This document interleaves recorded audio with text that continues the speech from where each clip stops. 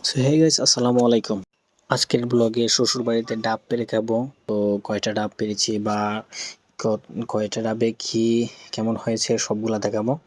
আসলে মোট 5-6টা গাছ আছে। 5-6টা গাছের মধ্যে তেমন একটা নারকেল আসে নাই। তো প্রথমটাই অনেক বড় ছিল, তো ওইটা আমরা পেরে নিয়েছি।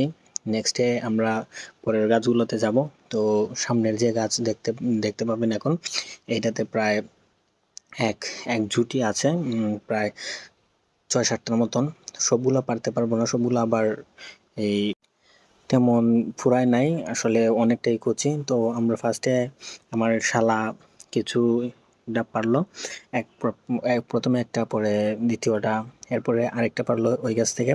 আমরা সাইডের কাছ থেকে আরো একটা পারবো। মোট আমরা 6টা ডাব পেরেছি। 6টা ডাব পেরে পাড়াতে সক্ষম হয়েছি।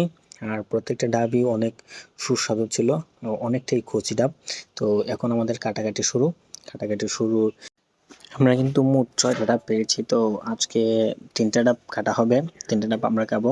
আর পরের দিনের জন্য 3টা রেখে দিলাম, কারণ একদিনে এতগুলা খেতে পারবো না। আর এতে সবগুলাই কচি, তো অনেক পানি হয়েছে। আর 2টার মধ্যে কি হয়েছে দেখতে পাচ্ছেন, কত সুন্দর পানি। তো নেক্সট ব্লগে দেখা হবে আবার। সবাই ভালো থাকবেন, সুস্থ থাকবেন। আল্লাহ হাফেজ, টাটা, বাই বাই। ফলো